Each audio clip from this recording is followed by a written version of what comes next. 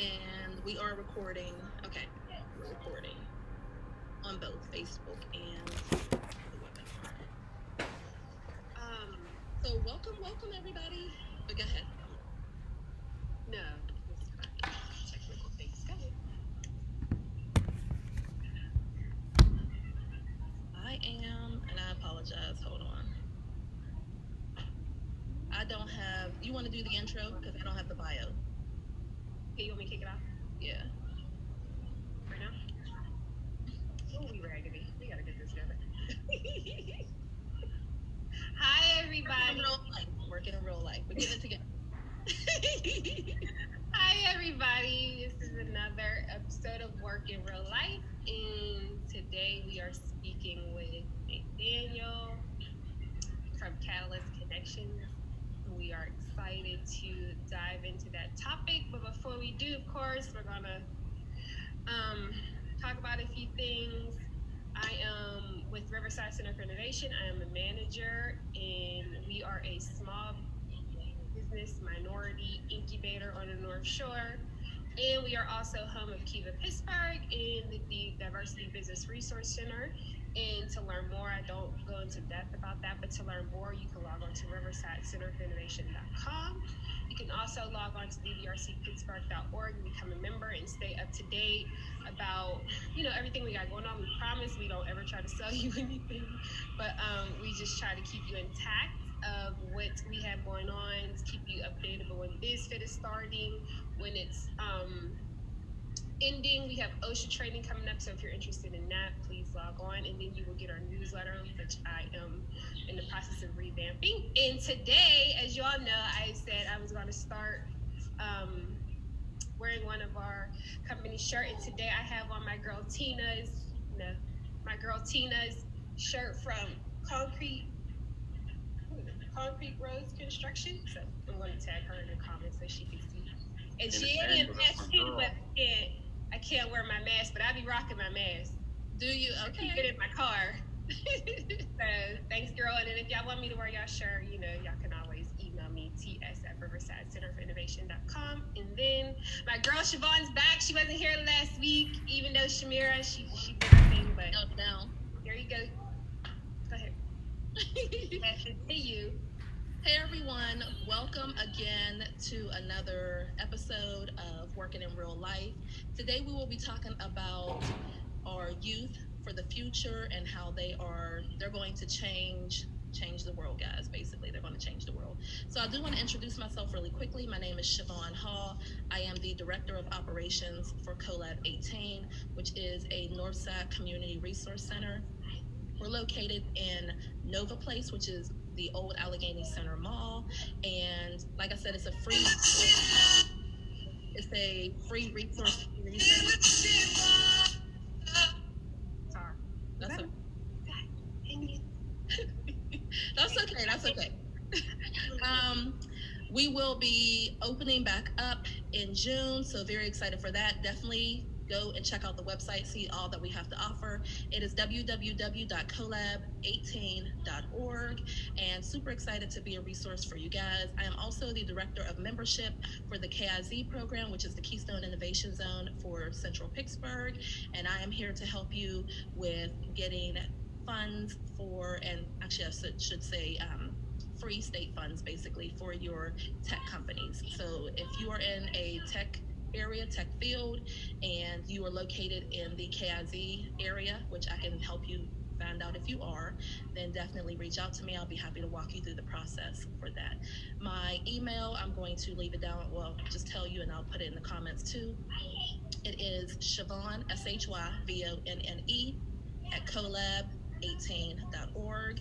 And now I am going to pass it over to Nathaniel, again with Catalyst Connections. Super excited to speak to him, find out everything that Catalyst has to offer, and again, talk about our youth in the future. So welcome, Nathaniel. Thank you so much for being here with us. Hey, Nathaniel, I'm just going to read your bio real quick. How do you pronounce your last name?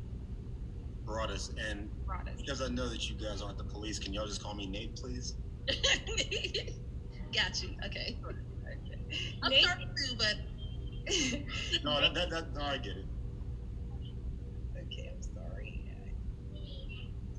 glad that wasn't an awful song. I was trying to find the things I could share it on Riverside, but I'll do it later. Nate is a native of Pittsburgh, PA, a graduate of Shinley High School, and a Marine Corps veteran. In his position as a workforce specialist, Nate engages local job seekers, community organizations, and employers via the Real Jobs Innovative to create new employment pathways for more diverse workforce. Nate brings a proven track record of community and workforce development and a recent winner of the Pittsburgh Magazine's 40 Under 40 Award.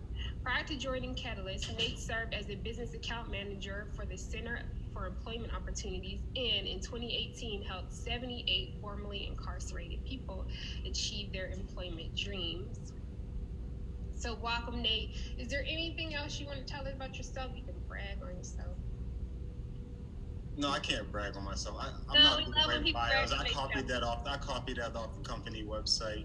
I don't even know if half that stuff's even true. No, I'm kidding, y'all. But honestly, it's really an honor to be here. I appreciate Shamira for, bringing us together and kind of connecting us. Yes. You both are representatives of the North Side. The North Side and also Black women, that connection come together to be very impactful on myself and my ability to be here right now on this call and, in the position that I'm in. So, I appreciate what you all do. I appreciate all the movement that's happening over on that side of town. And I'm honored to be able to have this opportunity to come out and join you on this call. Thank you. Can you tell us what Catalyst Connection is?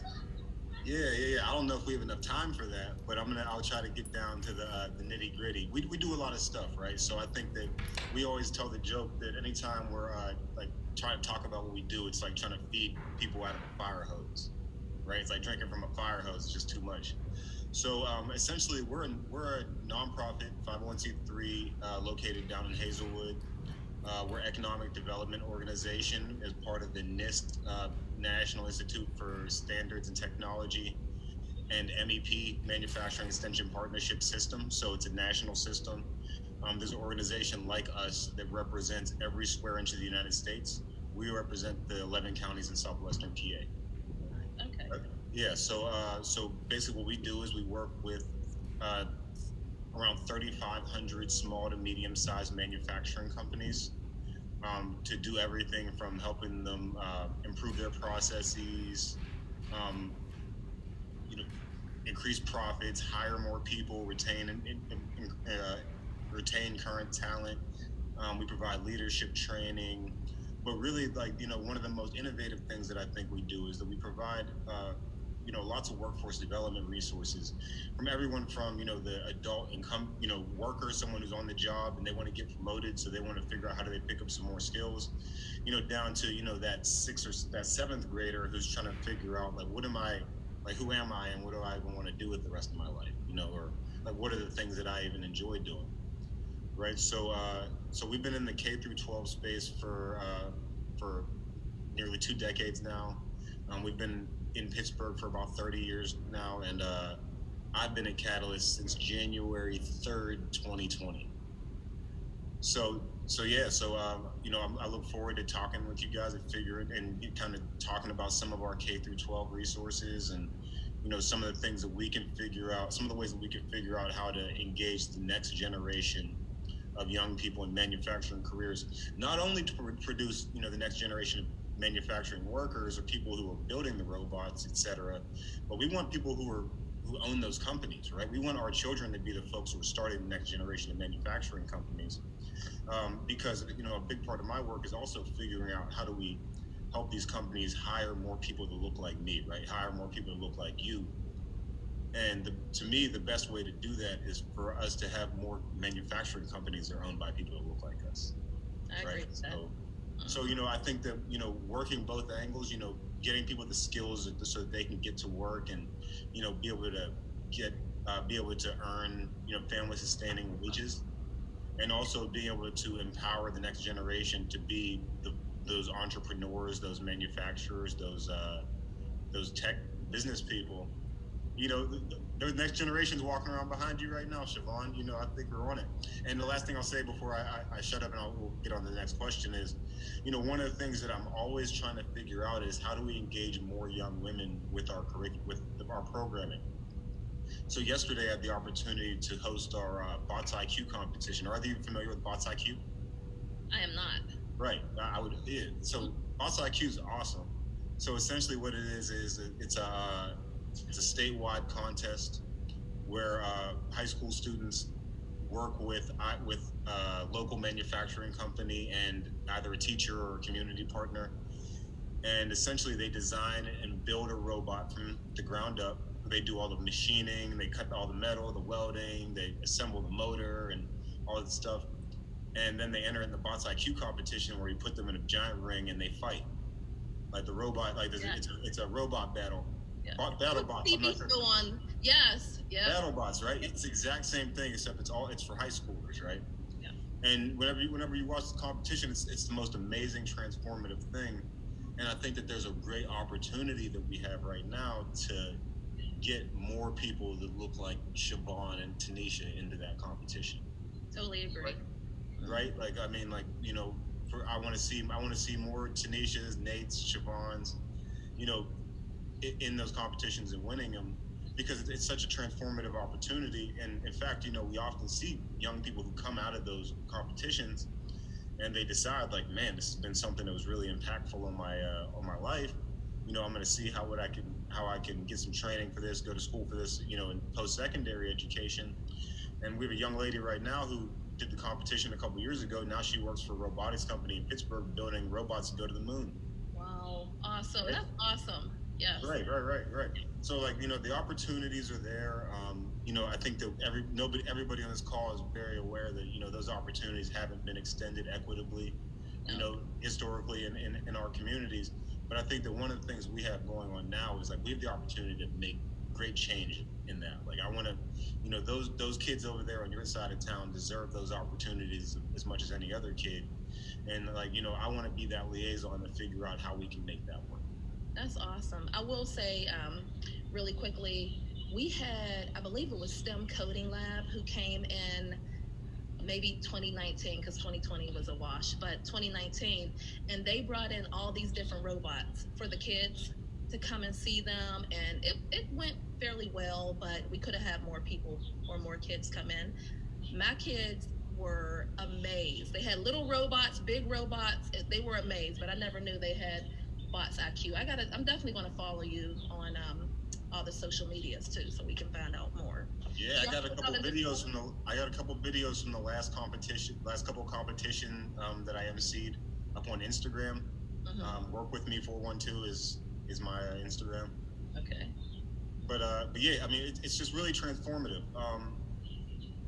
To piggyback on top of that, so, you know, we're talking about the North Side. So shout out to Max, Manchester Charter School. Yes. We do a middle school video contest every year, and it also incredibly transformative opportunity where we team up young people who are in middle school, 7th or 8th grade. And these young people will go out to a local manufacturing company and make a 3-minute video on what is manufacturing. Like, what do they do at this company? Like, what the heck is going on in this building that I walk past every day? And it's so awesome because we really prioritize like the students' voice being heard in the contest, right? Like, I mean, we do a contest and we give out awards, and the student voice is like one of the main priorities. We want to make sure that the kids are well represented, that the kids are, you know, got their boots on the ground, that they're getting a chance to really check out what they're doing at these places and get it out there. And so last year was Mac's first opportunity to participate, and they won an award. They did. And then, yep. And they participated again this year, and they won another award. So, you know, like I want to just continue to see those opportunities spread across the North Side and throughout Pittsburgh, and, you know, the communities where more communities where these kids live. Yes. Right? Like, I want every kid in Manchester to be able to do that. I totally agree. So those are just a very small drop of the bucket of some of the things we have going on for our K through 12 students. So yeah, with that, I'll pause and I'll give you guys a moment.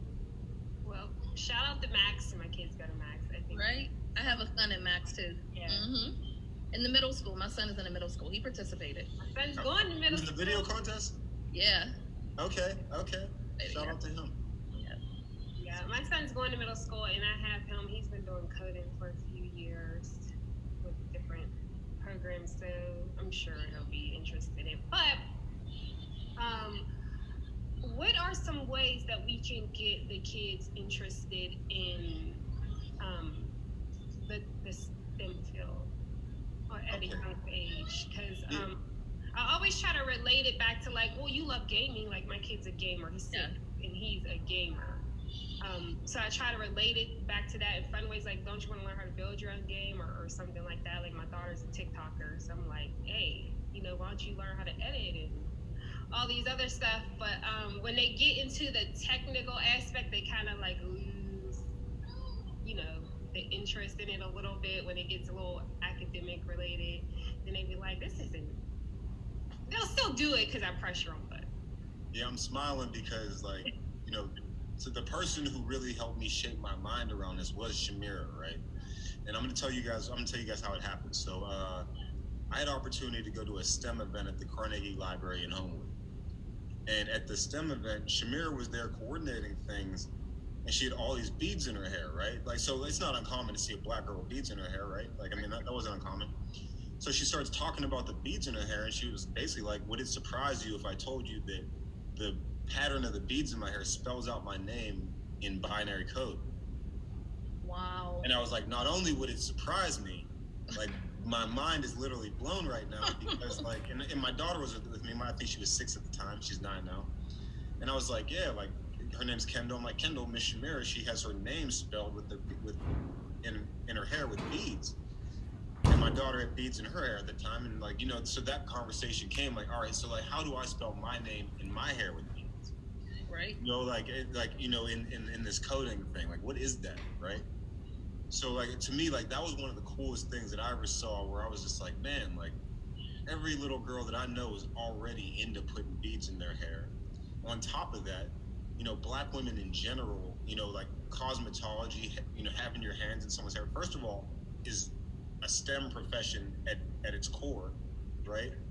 And then then you can add the coding into it. Like, there's so many creative ways that I think people are coming up with attracting kids to STEM. I'll say that one of the things that I've heard, and if somebody was able to disprove me, I would be thrilled if they could. But I've always read that, if you want to engage young women in STEM, that work has to be done prior to 7th grade. Right? Like if once you start throwing it at them in 10th grade, it's not really the same thing. I agree. So, I think that more opportunities for young women to be engaged in those opportunities at 5 years old, 6 years old, 7 years old, at the very young stages, and then going into the middle school ages is going to be something that's going to be really helpful. On top of that, make it fun. You know what I mean? I think that, you said STEM. We do a lot of STEM stuff, but just to keep it like kind of close to manufacturing, like I bet that we probably know many families who make all of their money by doing some sort of making or manufacturing and selling those products to people in their community, right? A lot of times those folks think of themselves as having maker businesses, right? That's the word that we use a lot. But all of those folks are manufacturers, right? 100% of those folks are manufacturers. A kid who has a lemonade stand and sets up a lemonade stand and they sit and they make all the lemonade and they go outside and sell it, that kid's a manufacturer now.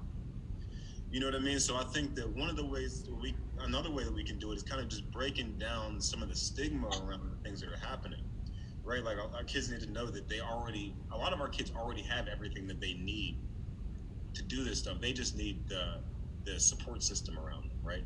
They have the ability to make something cool. They have the ability, our kids, especially little black kids, they can get out there and market anything. You know what I mean? Like the media wants everything that your kids are doing right now.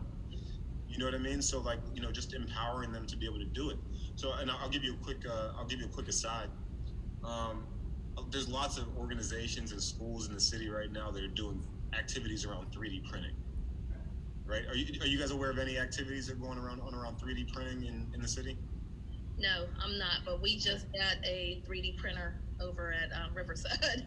So Okay. Yeah, well, we will be doing some activities. we will. Yeah, we're planning out. Yes. All right, look, 3D printing.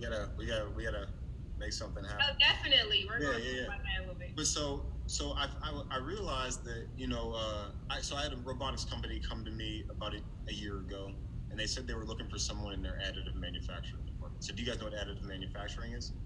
No, enlighten me. Okay, so me neither, right? But additive manufacturing is the industry term for 3D printing. Okay. Right. What's it called? Wait. So right. So I had a fresh Manufacturing? additive manufacturing. I'll drop it in the chat. Additive. Okay. Yeah, so I had a robotics company. They looking for someone in their additive manufacturing department. I had no clue what additive manufacturing even was, right? Then they told me 3D printing. So I'm scrolling down Facebook one night. It's like a Saturday. It's like 10 p.m.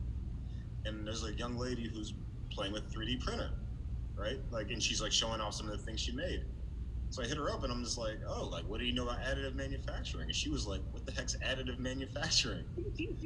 And I was like, it's the industry term for 3D printing. So, at the time, the young lady was a nursing assistant. Today, now she builds robots for a living because of her. And she bought she only had the 3D printer because she was sick of her kids vegetating in front of the TV all day playing video games. She was like, no, we're going to learn how to do this. Right. So I think it's one of the coolest stories. But one of the things that I realized in that process is that, there's tons of organizations in Pittsburgh that do really great things with 3D printers, with great technology that they're introducing students to. And very rarely will you hear any of those organizations use the term additive manufacturing. Right. So that was one of the other things that I was going to say, Tanisha, to your question, is that we need to be preparing these young folks with the proper language to describe what they're doing as well. Because like this young lady, she essentially built herself some real job skills at home, as a hobby. And she had no idea that like, oh, wait, like this is a career. There's careers in this because she wasn't like gifted with the language to do that. Right. So I think that's a way that we can empower young people to the next stages and being able to take the things that they were making into, turning those into careers. Correct. Yes. I know speaking with Shamira as well, I have a Cricut Maker, I have a Cricut Explorer Air, and some other Cricut items. And we just put in an order for 3 Cricut Makers and some other stuff at Collab 18. Because we were talking like, oh my gosh, I make my own soaps, I make body butters and stuff like that. And she was like, yeah, you're doing small batch manufacturing. You didn't even know it, right? So just learning more about that, and then we're going to be able to offer it to the community to come over and use it and see what they can do, and maybe turn it into a possible business as well, which will be nice. Yeah. Are you familiar with the Ujamaa Collective in the Hill District? Shamira told me about them, but I need to look them up. Okay, Lakeisha Wolf is their executive director. Absolutely wonderful human being, and essentially what they do is it's an organization that she runs a store where she sells products that are made by black makers, black manufacturers in Pittsburgh.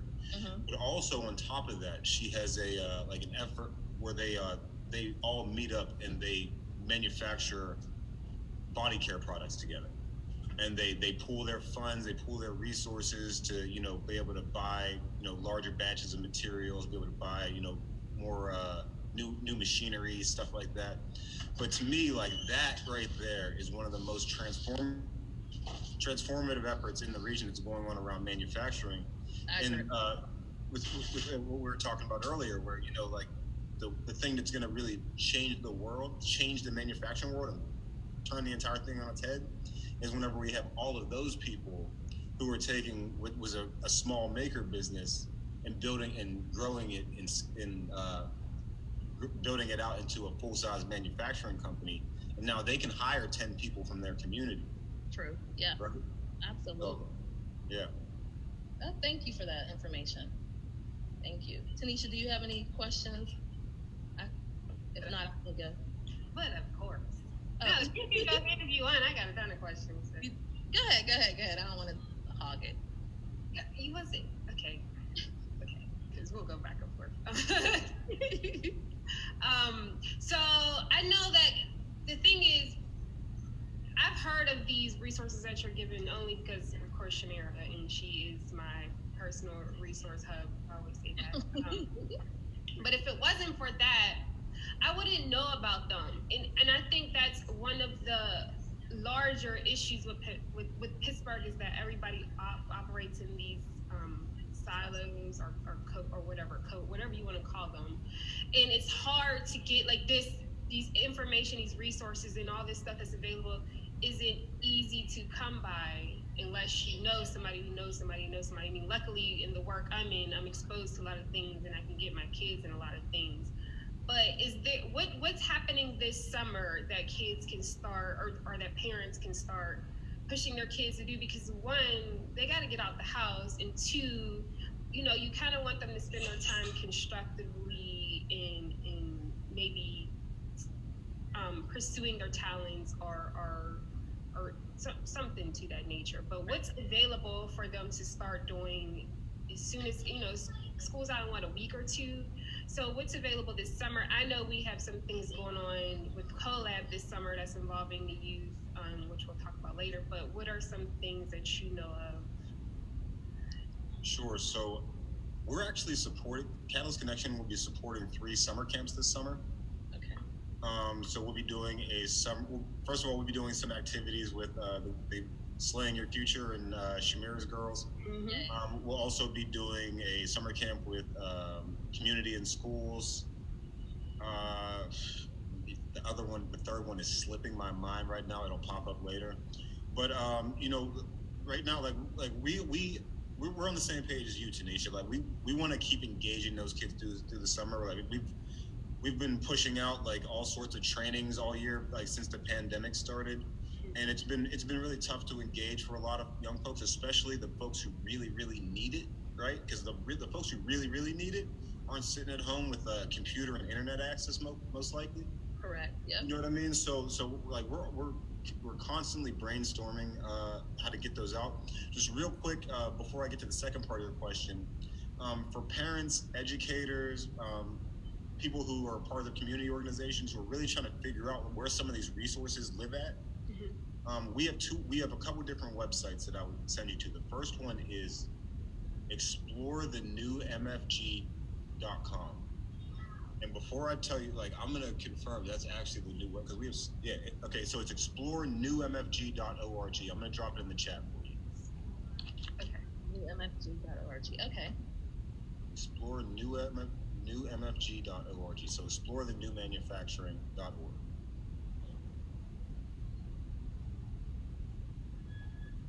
Okay, and the other so that's a website that's primarily for teachers, parents, and educators, and people who are focused on the K through 12 space.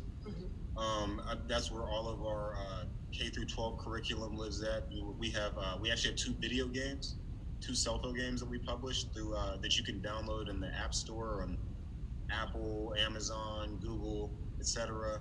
They're free. One's called Mech Life, and it's kind of like The Sims, where like you walk around your house and like oh, I have this lid that I have to open. Like what type of motion am I going to be using to open the lid? You know what I mean? And it kind of works through some of like the like mechanical aptitude type testing, but they break it down and make it real simple. And it was simple enough that my daughter did it when she was 8, and she was able to kind of navigate everything to the point where she was able to make it all the way through the game, take the final test, and she scored 50% on the test, which isn't passing, but I mean, when you're 8, you know what I mean? It kind of showed that it explained it well enough and helped her work her way through it. So I think it's a pretty cool thing. And once you get through it, you take the mechanical aptitude test that presents you with some different options as far as like, hey, you scored 85% on here, you might want to go pursue some of these different careers.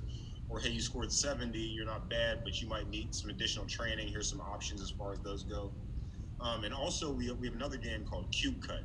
So Cube Cut's kind of dope. It's basically it's designed to simulate machining.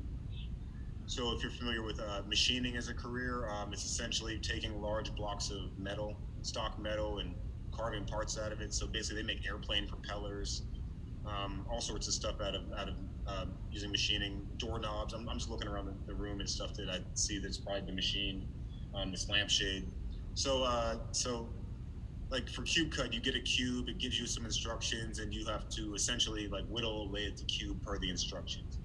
It's also pretty simple if your mind works like that, right? If you got that kind of mind, if you enjoy puzzles and stuff like that, you would probably be the man at cube cut or the woman at cube cut.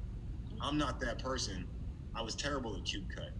Like I said, my daughter's like a Lego person. She was playing it. She was like, oh, this, I get this. She was doing it. She's like 8. I'm doing it like I don't even know what they're asking me to do, right? But that being said, like, if you're a person who feels like I think I might like working with my hands, or Tanisha, if you're trying to figure out like my kids like playing with the video games all day, do they have some aptitude towards some of this other stuff? Those are video games, you know what I mean, that'll test some of their skills in these fields. So I always encourage folks to go on there and go and check them out. They're free downloads. But also on that website I just dropped you, explorenewmfg.org, we actually have curriculum that matches up with all those games. Nice. Yeah. So it's really it's pretty cool. And then we have all of our video contest stuff is on our video contest website. I'm going to drop that in the website as well. It's what'ssocool.org. But essentially, it's just a ton of video content, maybe 10 years of video content from all over the state, where like videos that are made for kids by kids about some of these different careers. Mm-hmm. You know what I mean? So like that's something that I always want young people to know is out there and be able to go check out. And it's a really great resource. And actually, one of the things that's really interesting about it is if you were to go on the website and click on the video library, and this was one of the ways that we were able to partner with Shamira, you can go click the section that says industry sectors, and you can find an industry sector that and a video and a company that pertains to the stuff that your kids are doing. So, for example, we have a company called Aerotech Designs out near the airport, and they make like wearables and technology. So we were able to connect them through the video that they had. We were able to show their video to Shamira. She was able to determine like, oh wow, this company does stuff that aligns with what we're doing. And now we have her girls out there going to tour their company and participate in a design challenge with that company. Yeah. So now they'll actually be working with them to design real world products. You know what I mean? And get that real life, that career experience. Yes. I love that. I can't wait. I know, we're excited. We're going. I feel like a big kid. I can't wait. I'm going too. Well, I guess we'll all get to become best friends there. That's what's up. Drag my goddaughter. She don't have a choice. And I do want to say, if you have a daughter, a young lady in your life who is looking to participate in the summer camp, it's at the end of June, please reach out to me, Siobhan, at colab18.org. You can reach out to Tanisha as well, ES, at Riverside Center for Innovation.com. I always want to say org, but it's .com. So TS at Riverside Center for Innovation. Oh, sorry. I was reading it. Yeah, TS at Riverside Center of Innovation.com. I keep telling y'all we are working for real. Yes. I know right? Go I ahead. know we're focused on the K through 12, but I also really want to encourage, if you're a mom or a dad who, has it, so a lot of times I run into young folks who are in our programming, right? And they're learning about robotics, they're learning about machining, they're learning about welding and all these great careers. And then, they'll go home to homes where they're still housing insecure, right? They're still food insecure because, mom or dad hasn't necessarily been able to connect with the same level of resources for whatever reason. So right now we definitely do have programming out right now for anybody, who is over the age of 18. Or has a high school equivalent. If you go up to age 24, you're still considered a youth technically in the city of Pittsburgh. So, if you're one of those youths as well. But if you fall into that demographic, we have funding right now to provide training and certifications for people in the areas of welding and machining. And like a lot of times, women don't necessarily like flock towards fields like welding. In my personal experience. But we have some women who are going through this program right now who are being so successful, and they're just accomplishing so much in this program. And I think that I'm really hoping that what they're doing is breaking down barriers for the next class of young women who could go through there and then find access to these careers that they hadn't previously had access to. So that's primarily in welding, but also the machining career. Machining is a career where first of all, I would say most people just generally don't even know what it is. You know what I mean? Like if you were to walk down the street and be like, hey, what does a machinist do? Most people would say they don't. They have no idea. So but we have funds for anybody who's interested in kind of just testing themselves, taking themselves to the mat and figuring out if these careers are places where there's stuff that they want to do. And as far as machining goes, there's tons of welding jobs out, but we provide machining training through New Century Careers, and their job placement rates are like 150%. Like they have more employers calling to take people than they have people graduating their programs. What is it called? It's called New Century Careers. And I'm telling you, you can go like the demand is so high that most of their students are getting hired before they graduate the program. I think it's an 8-week program, I believe. In fact, don't quote me on that time, because what will happen is their CEO will call me and like, you said it was an 8-week program and it's this one. So my bad, Neil, if you see this and I was wrong, don't hold it against me. But it's a very short-term program. And yeah, like I think that like maybe within like 4 to 6 weeks, employers are calling these guys like, hey, we need people now. Like we'll take whatever the experience they have and we'll train them. And entry level machinist is making $15 to $20 an hour to start. You know what I mean? And just with the demand, I'm sorry, but I'm sorry. With the demand though, if you're a young person, no matter what your background is, there's going to be a place for you in one of those careers and a job for you. So that's just for folks who if you're a parent of one of the young folks we're talking about, and you want to find a different career, if you want to figure out how you can build robots too, right? Now everybody who is a welder or a machinist isn't building a robot, right? Now plenty of these folks are making car parts, plenty of folks are making airplane parts, or making car parts, etc. Like there's a million different things that a machinist could do, but they also need machinists to make panels to go on the next spaceship. You know what I mean? They need machinists to design the next lunar rover that's going to the moon. Right. You know what I mean? So like all of these careers have there's so many applications, and if you want to get in, there's a decent amount of places to start that. And just real quick, I'm gonna if you're an adult and you're interested in those careers, the website I would have you go to is, man, we have so many websites. It's makingyourfuture.org. Right? And so what you would do is you would go click the tab up top that says prepare yourself, click the career counseling tab. You'll see my handsome face, and that's when you've arrived at the right place. Fill out that form, and I'll be able to get you or your children involved in any of the things that we've talked about today.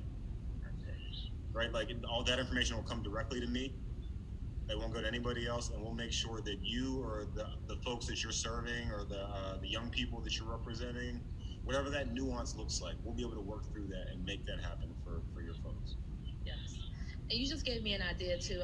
I'll probably reach back out to you, but it would be nice to do something. I don't know if you've ever been to the old Allegheny Center Mall, to Nova Place, but they have that big concourse, and maybe we can do like a full tech job fair or information where we have all about manufacturing and tech. We got the robotics, we got the coding there, and it's just, I don't know, I'm just thinking about it, but that would be something nice to do for.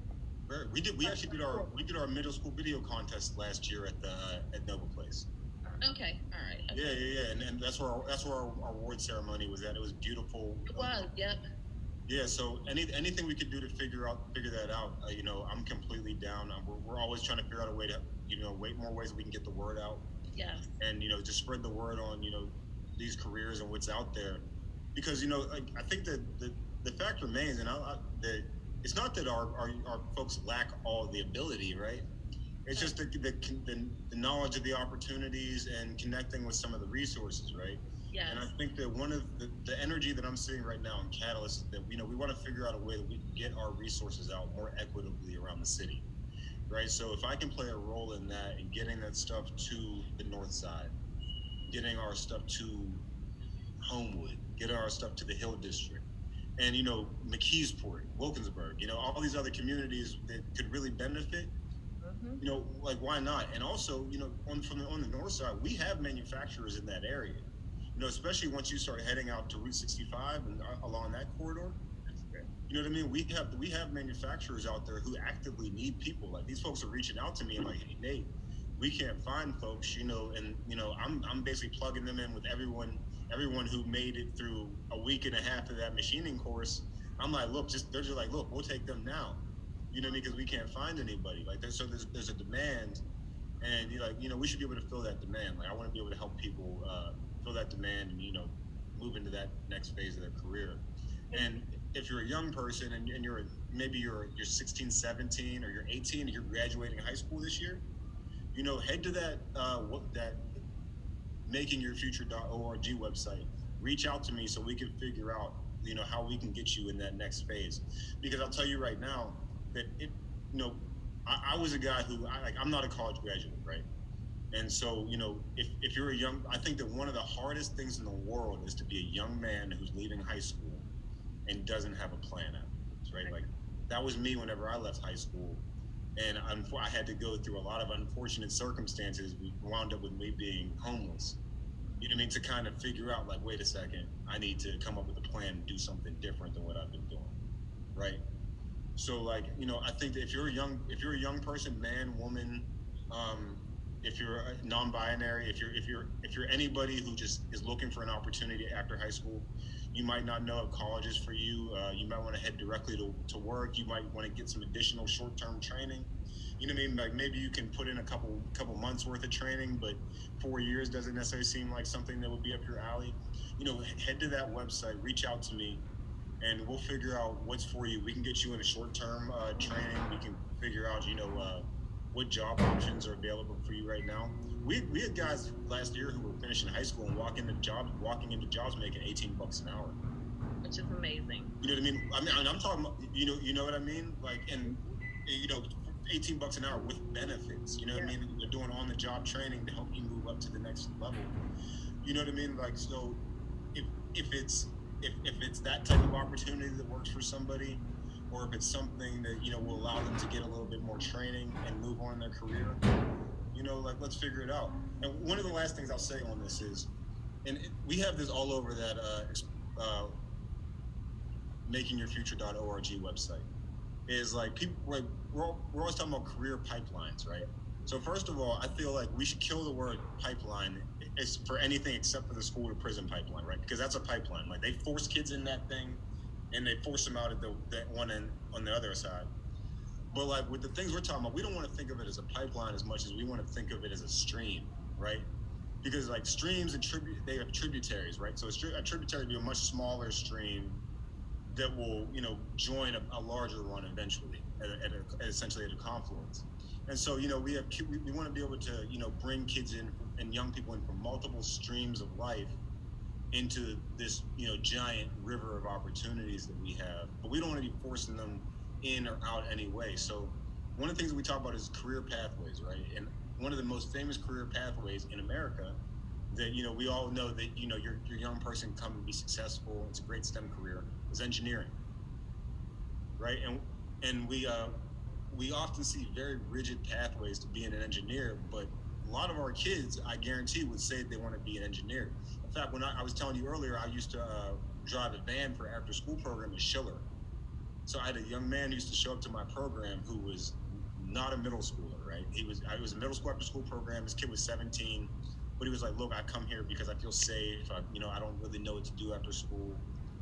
And so, like, it's my job to reach out to this young man's teachers, and I'll reach out to his teacher, and his teachers say that he's failing all of his classes. He's missing school every day.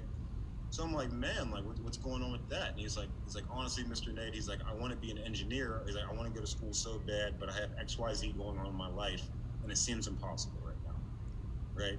So this young man ended up graduating high school, but he ended up doing it in a position where he wasn't able to go to college. So because he wasn't able to go to college, he wasn't able to go get a mechanical engineering degree, right? Or medical engineering or whatever bioengineering. He wasn't able to engage in any of those. But one thing that we've seen is that there's pathways to engineering that don't necessarily involve those same like college requirements, right? So with a lot of companies, you can come in as a technician with someone who is has technical ability and work your way up through their career pathways, to being an engineer, later on in your career. And I think that's one of the things that the young people have to, the young people should know is that, for all the things for all your goals, like it doesn't have to be a pipeline as much as it can be a stream. Like there's multiple ways to get there. And like that's just my goal, is to figure out like what do those multiple ways look like for you, Siobhan Hall, because that would be much different than what it looks like for Tanisha Smith. And it would be ignorant for me to try to force you into that, like try to force that round hole into that square peg, for any purpose. So like we want to be able to approach every young person we have with nuance and be able to help them find a career in manufacturing that works for them. Yes, and allowing them to be exposed to a lot of this is, like you were saying, that's what we're missing. Like Tanisha said, I'm a mom, a wife of 6. I have 6 kids. But there's a lot of stuff that we don't know. I didn't know about coding until until Tanisha had brought over the coding program over to CoLab 18.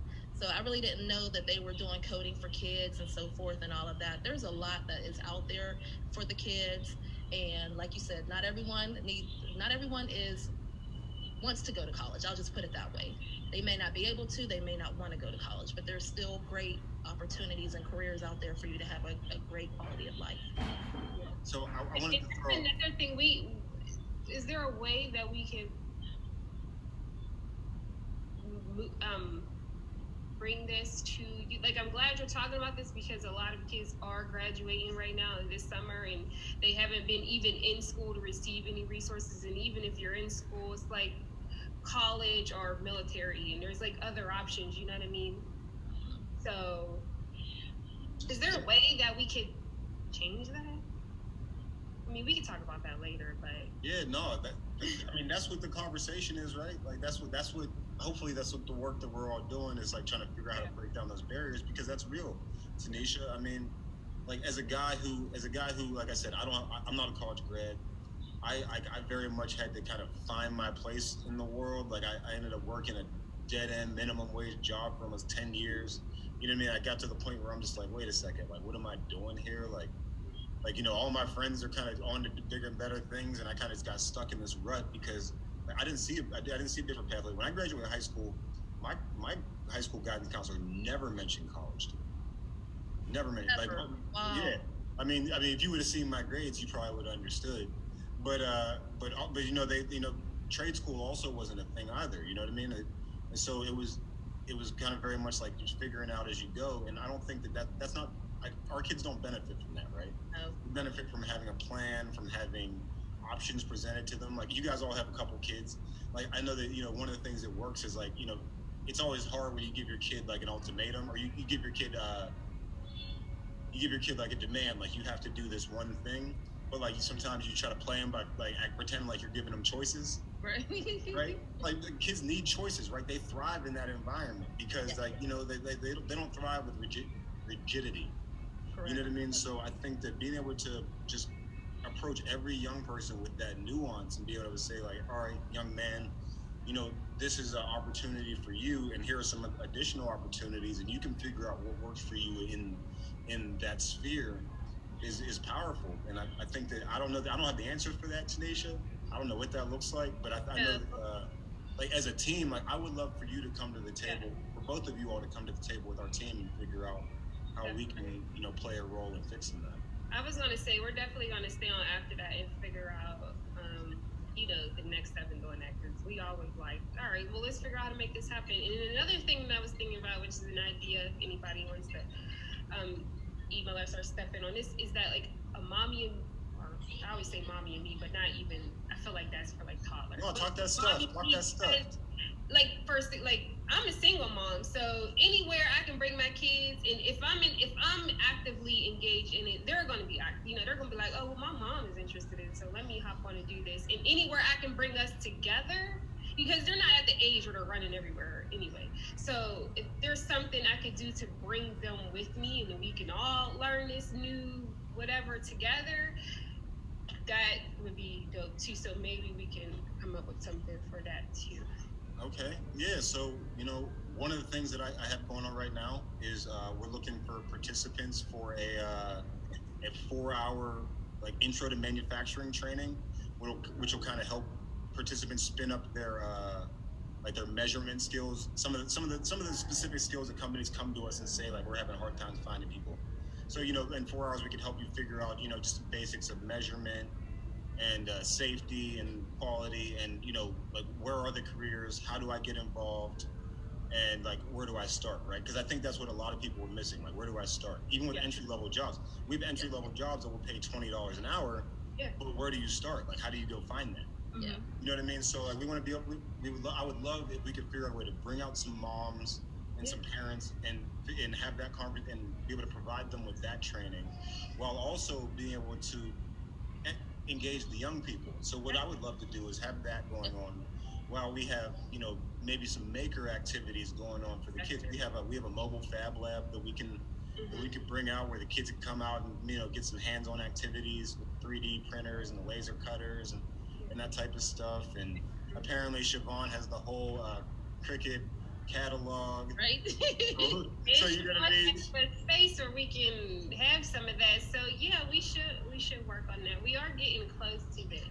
And I do want to say that I always revert back to giving our kids opportunities. I'm always trying to expose them to, even if they don't like it, I say try it. Yes, me too. Yep. Figure out if you don't like it. I'm always trying to expose them to opportunities because we don't have I didn't grow up with a silver spoon in my mouth, and I went the career path that I went just because I like the part-time jobs I had, like working at a bank, working at a financial group, which was like, oh, I'm gonna go get a finance degree. So luckily, I just benefited and like made something out of the minimum opportunities I had. So I'm always trying to give them opportunities, and I'm always preaching to my kids like, we have to go out and get it. So multiple streams of income. When you in college, you can be playing sports and you still can be making money, even if you have a scholarship, and you can be banking this money, and you can have, when you graduate, you can come out with a surplus and not debt like your mom. So I'm telling you, and I didn't mean to cut you off. I apologize, but you just made me think about something, because I was talking about the young man who graduated from high school and is making $18 an hour. He's also getting full-time on-the-job CDL training, so he's getting paid $18 an hour to get his CDL license right now. Nice. You know what I mean? Like there's people who are paying out the butt to go get their CDL. You know what I mean? He's making $18 an hour, and like that really, it's not that those opportunities are hard to get. It's that people don't know about them. And one of the things that one of the things to piggyback what you were saying, Tanisha, and I don't mean to eat up too much time as we try to wrap up. But like I came up pretty middle class. Like my parents tried to expose me to a lot, as much as they could growing up. I went to college like a whole bunch. I never graduated, so I probably went to way more college than everybody else. Me too. Me too. Yeah, you feel me? I was in the military twice, so I've been around the world and back. And so I've seen a lot of different stuff, and most of this stuff, this manufacturing, robotic stuff, I was relatively unaware of completely until 2021, considering all the things that I'd seen in my life. So with young folks who have had even less opportunity than what I've had, we have a lot of work to do just to expose them to the fact that these opportunities are real and they exist. And not only that, but you deserve an opportunity to do this stuff as much as anybody. I agree. Yes. Thank you. That's amazing. I always encourage somebody else to grab another kid. Like I have kids, but if I know another kid that has like the slightest bit of interest in something, if I found out something, I'm sending it to their mom, or I'm like sending it to my kids and sending to that kid, like tell them that they have this going on or whatever. So, just spread the information. And like we said, we're going to work on some stuff to try to get, some things on the book for this summer, because we don't just be talking about it. We be trying to come up with solutions. We're always brainstorming. Always. So the last thing I want to say, because my job will kill me if I forgot to say it, we also do have a high school pre-apprenticeship program. Okay. It's a state registered pre-apprenticeship program, and it connects directly with our registered apprenticeship program that we have. So essentially, the pre-apprenticeship is the first half of the apprenticeship curriculum. It teaches students about safety and quality, which are two things that are important in manufacturing, but you literally need those in any job that you do. Yeah. Yep. So those are programming. That's programming that we have out right now. We're always looking to expand our pre-apprenticeship programming. So if you know of a high school that could benefit from that and has the capacity to be able to do so, we would love to figure out how we can get those resources to those kids so we can have them walking out of high school with industry recognized credentials under their belt. Yeah. Well, I want to thank you, because you were a wealth of information, and you did throw a lot of different websites and things like that. But how can people, because I'm going to be asking for myself, because I'm going to be emailing you like, what did you say that website was? How does people get in contact with you if they have questions or need more direction? Yep. So the first step is heading to makingyourfuture.org. And then under the Prepare Yourself tab, there will be a link that says Career Counseling. If you click on that, you'll see my big, handsome face plastered all over the screen. You'll know you've arrived at the right place. And there's a very, very short form. It's just like name, email, do you want a resume? Do you need help with the resume? You send that off, and it comes directly to me. Nobody else will see it. And you'll be getting a phone call from me within a day or two. And I also want to say, too, that CoLab 18 is there for you to use if you have any programs or workshops or just anything that you want to bring over to the North Side. We have the space for you. So you can use CoLab 18, or I can reach out and we can open up Nova Place as well. I appreciate you all hosting me and bringing me onto this. I appreciate Shamira for making the connection. I really have to reiterate again that, it's not lost on me that it was 3 Black women that made this happen for me, being able to get on this call and share this out. And it's also, I can think of 3 specific Black women who, really helped me on along throughout my career, whenever I was a guy who drove a van to, my first workforce development job wasn't workforce development. I didn't know what workforce development was. It was a construction job. And I had never done construction before in my life either, because I'm 150 pounds soaking wet. So it's like, but despite all of that, though, there was like 3 specific Black women I can think of who were instrumental in saying, like, no, like Nate can handle this opportunity, and really help shepherd me along through that. So, anything that I can do to be able to return that, is something that I look forward to, and I just look forward to working together, and I appreciate both of you. Yeah, for sure. After, and I want to say, please be on the lookout for what comes of this. Like me and Siobhan were saying, we do have some summer camps, one of which Nate is involved with already, and we have some other opportunities coming this summer, and even during out the school year for next year, we're constantly, like she said, brainstorming, working on ideas, some for adults, some for youth. So just keep in touch, and don't feel free to email us or reach out to us if you have questions, or just want to say, hey, did anything ever come of this? Do you have any resources for this? Because we do have a ton. So We do. Yeah. But thank you. Thank you so much, Nate. I really appreciate it. And I'll be in touch too. We can't let you go, so. Oh, thank y'all. Basically just all became best friends, right? Right, we did. Yeah. We'll see y'all at the field trip later on this month. That's right. Thank you so much. You have a good day, and I really appreciate it. Y'all enjoy the weather. Have a good one. You too. Thank you, everyone on Facebook. I hope you got some valuable information, and we will see you in our next one.